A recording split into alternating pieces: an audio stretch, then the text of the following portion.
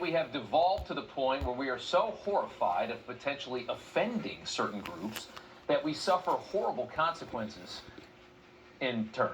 Plenty of examples of that. For years, liberals have refused to really talk about inner city crime because they're horrified to address a racial issue. It's just easier to let thousands of young, mostly black men die every single year than address the problem.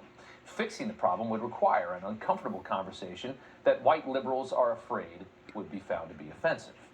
We are so paralyzed with fear of offending other cultures that we make your 80-year-old grandmother get a full-body pat-down at the airport. Also, we can say that we have a random screening process, which of course makes us less safe, but shrouds us in the comfort of political correctness.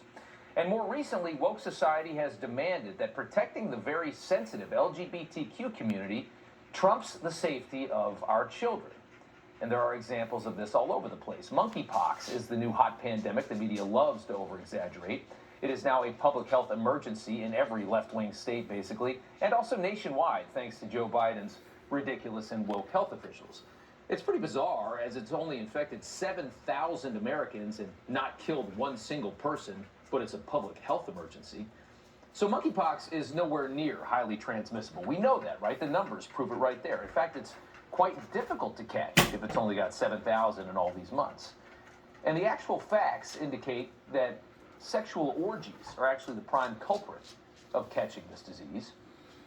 According to Reuters, in Spain, Madrid authorities are working on tracing the cases mainly from a single outbreak in a sauna. The word sauna used in Spain to describe establishments popular with gay men who are looking for sex.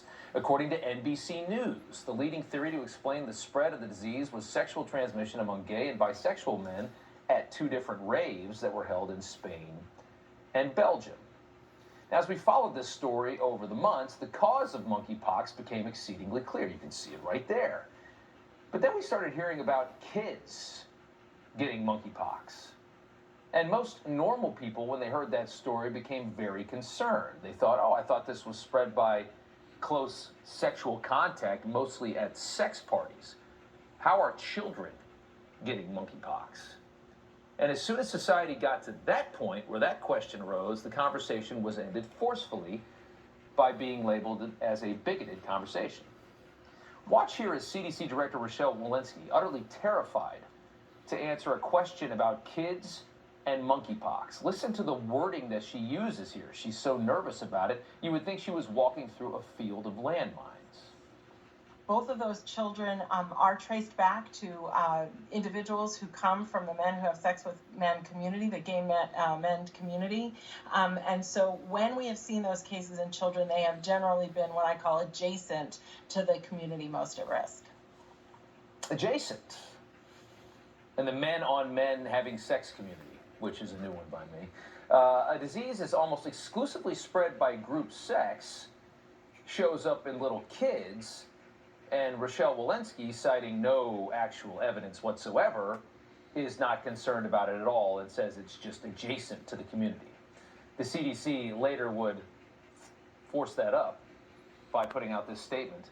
Monkeypox spreads through close skin-to-skin contact, which in the case of children could include holding, cuddling, feeding, as well as through shared towels, bedding, cups, and utensils.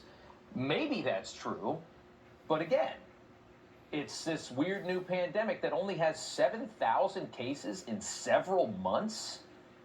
But for some reason in kids, it's just so easily spread by you just touch a kid, pat them on the back, and they get monkeypox.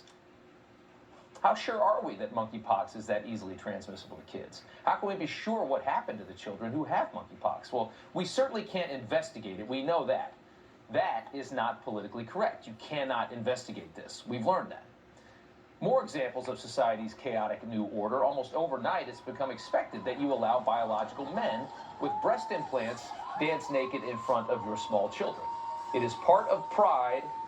Never question this. Look at this video from San Francisco right here. These are fully nude men riding around on bikes, completely naked, riding around in circles in front of little kids. Look on the right here when it pans back over. Look at the little girl. Does she look like she's having fun? If you have a problem with this, you're a bigot. We know that.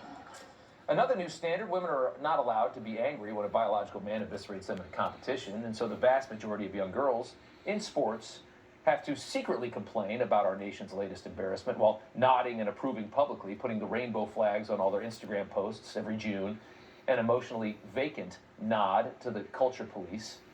In locker rooms, women are now expected to be comfortable seeing a penis on occasion.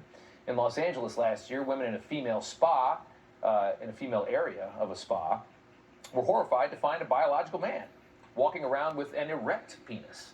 And when one woman complained, she was ridiculed by others for being a bigot. Take a look.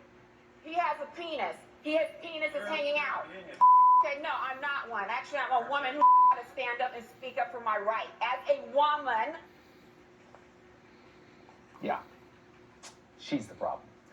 And finally, and most recently, 80-year-old Julie Jamin, thrown out of her local YMCA in Washington State for complaining about a biological male in a women's swimsuit who was watching little girls take off their bathing suits and go to the bathroom. YMCA staff accusing her of being a bigot. Jamin spoke at a town meeting earlier this week. My experience while showering after my swim was hearing a man's voice in the women's dressing area and seeing a man in a women's swimsuit watching little girls pull down their bathing suits in order to use the toilets in the dressing room. I reacted by telling him to leave, and the consequence is that I have been banned from the pool. So, again, she's the problem. Not a man in a bathing suit watching little girls get undressed. She's the problem. And Julie Jamin joins us now to talk more about this. And Julie, we want to thank you for coming on tonight. We appreciate it. I want to ask the first question. What was more shocking to you? What you saw or how the staff at the YMCA responded to it? Well, the first thing was what I saw, which caused me to act. Yeah. Everything, all the bells went off. Something was not right. Something And was then Go ahead. came the staff.